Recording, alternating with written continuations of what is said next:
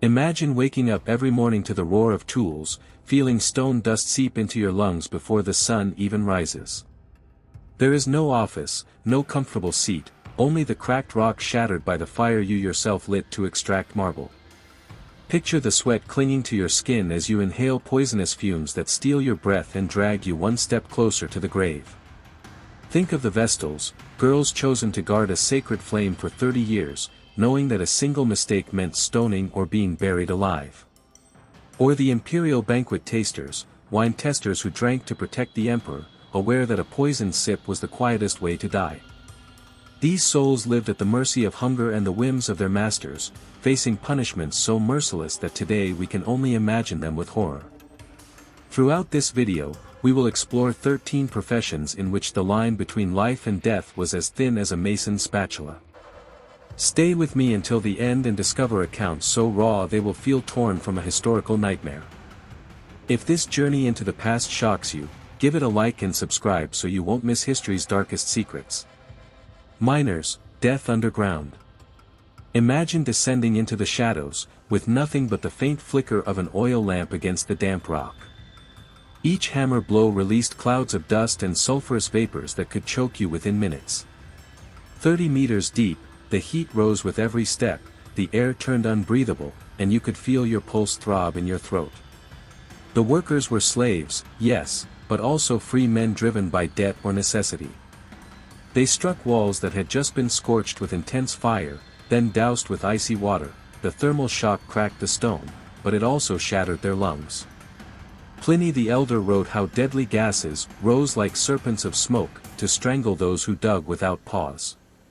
With no ventilation or drainage, every gallery became a trap.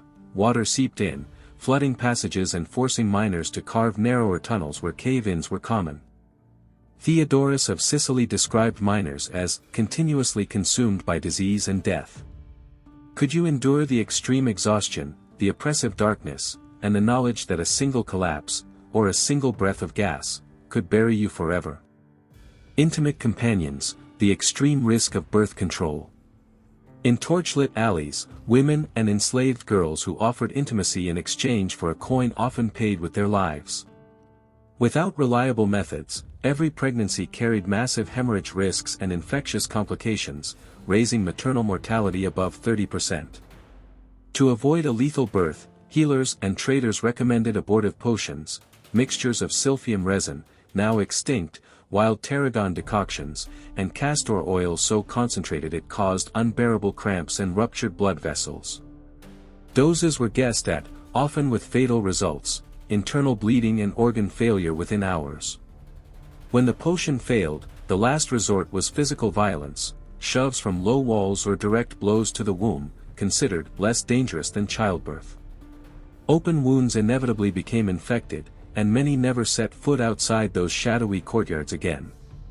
Pliny the Elder warned that the thin line between cure and grave was as sharp as a scalpel's blade, and Juvenal wrote of how some women vanished without morning at dawn. Could you live knowing that every act of survival gambled with your own existence? Vestal virgins, honor with a price of blood. Imagine being chosen at just 8 years old to guard a flame symbolizing Rome's fortune, knowing that if you failed even once, your life would be worth no more than an extinguished spark. For 30 years, 10 of training, 10 of service, and 10 of teaching, these young women lived under the eyes of the entire city, enjoying unique privileges. They wore purple-trimmed tunics, had their own box at the circus, could pardon the condemned, and controlled their own wealth. But that honor was an oath of steel. If the fire went out by accident, public scourging awaited. If suspected of breaking their vow of chastity, an official midwife inspected every detail to certify dishonor. The punishment could be stoning in the temple square or decapitation, followed by live burial, a sealed tomb where silence became eternal condemnation. Sources record only about 20 Vestals executed, but every family feared becoming part of that statistic. Juvenal, in his satires, described how the city held its breath whenever one of them crossed the temple. The collective murmur measured the thin line between reverence and horror. Can you imagine keeping an oath that grants you power and respect, but condemns you to a gruesome death if you falter even once? Latrine cleaners, face to face with stench and rot. Imagine having to enter dim galleries every dawn, where the waste of hundreds of people collected in bottomless pits. There, among the echo of your steps, the heavy air filled with corrosive gases, hydrogen sulfide and methane, that could ignite without warning, turning the job into an explosive nightmare. Public latrines, foul duty without respite. Public latrines, designed to serve dozens at the same time, lacked privacy and efficient drainage. Cleaners used sticks and baskets to scrape away sediments, then dipped a communal sponge into buckets of stagnant water to wipe themselves. Each pass impregnated their hands and clothes with a stench that not even the most expensive aromatic oils could mask. Sometimes a hungry rat emerged from the sewers and bit an unsuspecting worker, other times, sparks ignited sudden flames from the seat, a reminder that danger was always present. It is believed that these guardians of the sewers were low-ranking slaves or disgraced citizens, forced to endure endless days without reprieve. Think of every breath. Could you endure a stench so vile it seemed to cling to your skin and haunt you even in your dreams? Sailors and scurvy, the plague of the seas. On deck, the midday sun strikes mercilessly as salt sticks to your skin and the waves shake the mast. Your only food consists of cured meat and dried legumes, completely lacking vitamin C. After just a few weeks, your gums begin to bleed, sharp pains seize your joints, and small purplish spots erupt on your skin. Each breath becomes a torment, and after months, fatigue drags you into a stupor bordering on unconsciousness. Pliny the Elder described outbreaks of scurvy among Roman crews, though they attributed the illness to imbalanced humors. He was the one who tested wild sorrel, rich in vitamin C, and temporarily relieved some soldiers, but the remedy was lost to time. For centuries, ships continued bargaining with death, until the Renaissance, when a Scottish physician discovered the power of citrus fruits and changed the course of navigation. Each companion you lost reminded you of your own body's fragility. Beneath the ship's canvas, the dead were cast into the sea without ceremony, turning the deck into a landscape of silence and despair. Could you endure weeks without a single fresh fruit, watching those who shared your fate fall around you? Banquet tasters, a deadly sip. Imagine sitting at the emperor's table, surrounded by exquisite dishes and goblets brimming with sparkling wine. Your job is to taste every plate and drink before him, ensuring no poison reaches his lips. Each sip may save a life, or end yours instantly. The pregators, as these tasters were known, held a place of honor in the imperial retinue. They received the choicest leftovers from the kitchens and the best part of the rations, but they knew a single mistake doomed them. Poisoning was a common tool in power struggles, subtle herbs dissolved in wine, lethal minerals mixed into sauces, or powders of saxifrage that paralyzed the heart. There was no safe dose nor infallible recipe. Juvenal recounts how a pregator of Mark Antony would break into cold sweats each time he raised a cup, knowing the next sip could contain a deadly elixir brewed by enemy hands. Although the emperor rewarded generously those who saved his life, he could just as easily turn his back on one who failed. They worked under the constant tension of a silent tribunal. A sip rejected, a frown, was enough to pass judgment.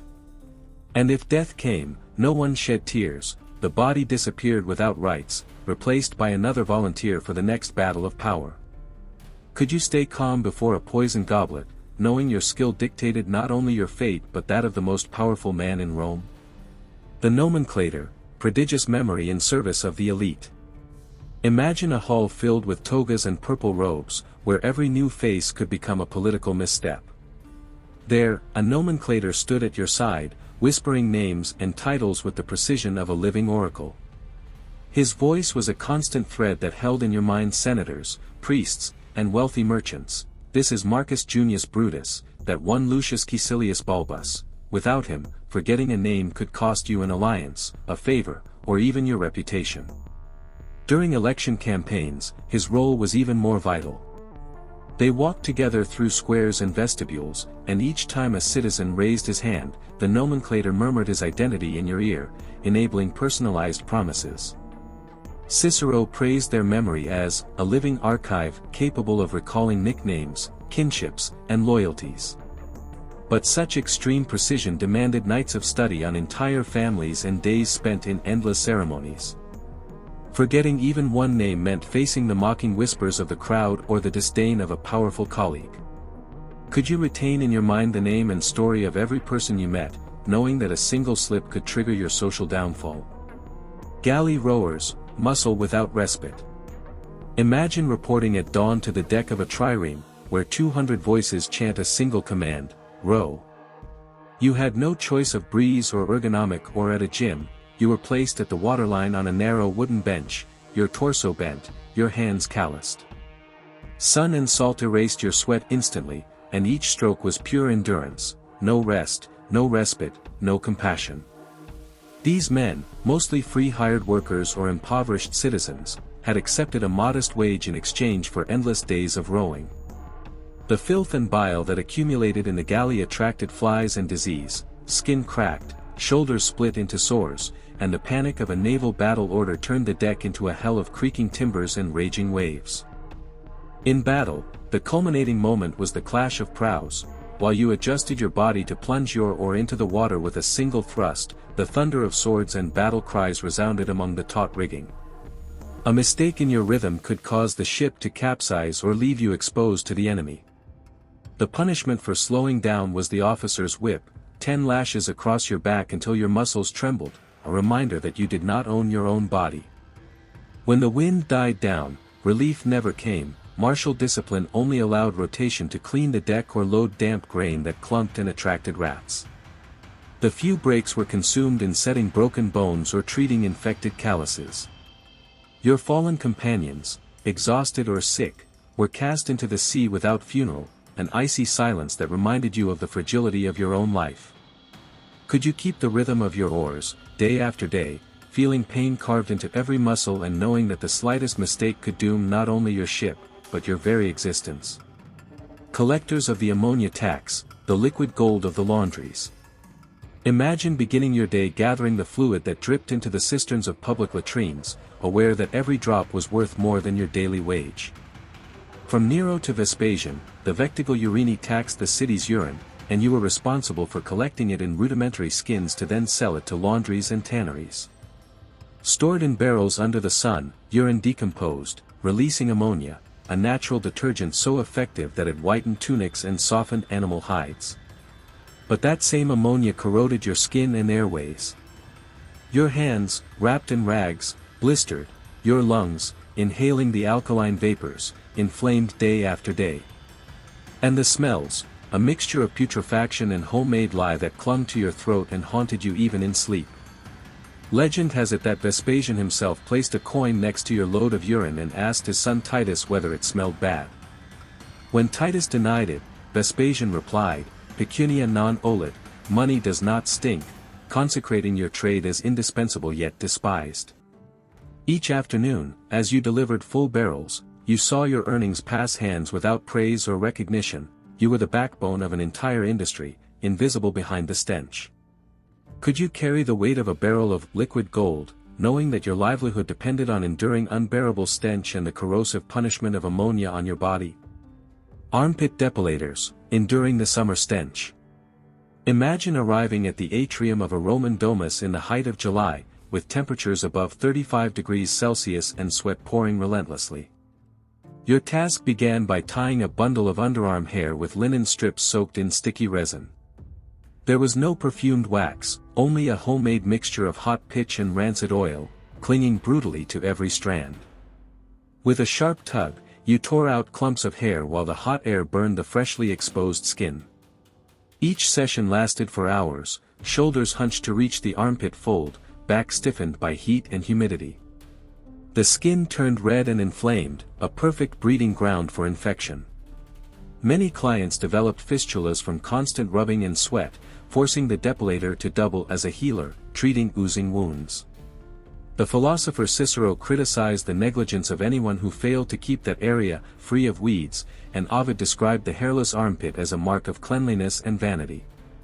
For you, however, each day was an exercise in endurance, suffering strong odors, hands crippled by blisters, and the demanding gaze of the nobility. At dusk, your tools, rudimentary tweezers and bronze spatulas, were washed in ash water, your body dusted with starch powder to dry out wounds, and your mind forced to prepare for repeating the torment at dawn.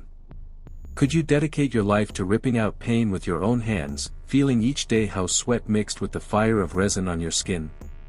Slave traders, the ruthless human traffic. Imagine following at the vanguard of a triumphant legion, advancing along dirt roads with the sun scorching your back, while rounding up men, women, and children defeated in battle. Your trade was to subdue them, chain them, and move them to markets where they were sold like beasts of burden or laborers. Each day meant forced marches of dozens of kilometers, iron shackles biting ankles and wrists, hunger and thirst gnawed at weakened bodies, and disease spread in the cramped wooden wagons that carried them. Rebels who tried to escape were executed without mercy, and looters prowled, seizing the chaos to rob your merchandise or strip you of life and profit. In Rome, slaves formed the backbone of the economy. They worked in mines, patrician households, workshops, and ships. You, the trader, set the price of every life by strength, age, and skills. A weathered farmhand was worth less than a young artisan, and yet all feared your whip. Buyers examined each wrist, each tooth, with clinical eyes, eager for utility but always ready to discard what they deemed defective. Morality does not exist in your business. Blood, sweat, and death are translated into bronze coins. In Rome, the law tolerates human trade, cruelty is law, and the suffering of others is profit. Could you rest knowing that your livelihood comes from locking another human being in a traveling cage and selling their freedom to the highest bidder? Ornithisses, artisans of extreme pigment. Imagine stepping into the perfumed chamber of a patrician lady, where luxury and vanity intertwine. There, the ornithis, an expert in appearance, had to create dark, gleaming reflections from ingredients as unusual as they were lethal. In a clay amphora, she mixed squid ink with dried leeches, whose coagulated fluids gave body to the pigment. Over the heat of a bronze stove, the brew bubbled, releasing a stench of rotting seas that clung to her clothes and her breath. With rudimentary brushes, she applied the paste to each strand, pressing carefully to avoid clumps. When the dye reached a deep black hue, the client displayed hair so dense it seemed to absorb the daylight.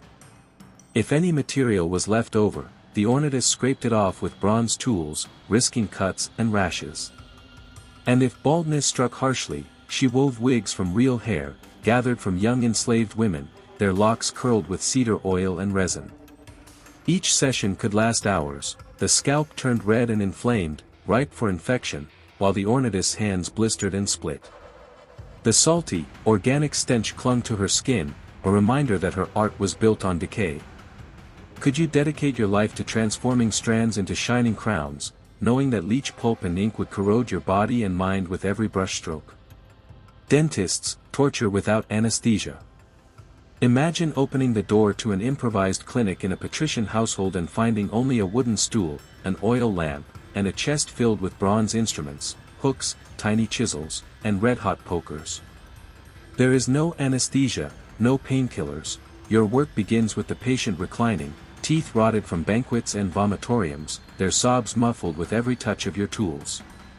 First, you examine the dry mouth, remove food remnants stuck in the fissures, and decide to extract the infected molar. You strap the jaw with leather bands, place a hook beneath the root, and pull hard. The crack of bone is so sharp that the entire hull falls silent. Blood gushes endlessly, and you cauterize the gum with a glowing iron to seal the wound. The patient screams, but your work continues. You rinse the cavity with sour wine and soak a linen gauze in resin to shield it from infection. Complications were constant, abscesses that worsened after extraction, gangrene that required gum grafts from palate and bone, and chronic pain that lingered for days. Without sterilization, the instruments carried invisible bacilli that turned every procedure into a dangerous gamble. Each day, you tend to nobles willing to pay any price to rid themselves of a toothache, yet many return with distorted bites or fractured jaws. At nightfall, you wash the instruments in water and vinegar, and prepare ointments of opium and myrrh for those who can afford them. Could you hold another's blood in your hands, knowing that a single mistake could lead to death by infection, or to irreversible disfigurement? Today we have walked through the shadows of ancient Rome, where work was not a right but a sentence, from suffocated miners and martyred vestals to dentists forged in the fire of cruelty. These trades remind us how far we have come, and how much we must be grateful for in our time. Which of these professions struck you the most, and why? Leave it in the comments. Your opinion could inspire our next journey into the past. If this journey unearthed fascination and awe within you, give it a like to support the channel and subscribe so you don't miss new stories that dig up the truth behind forgotten empires. See you in the next video.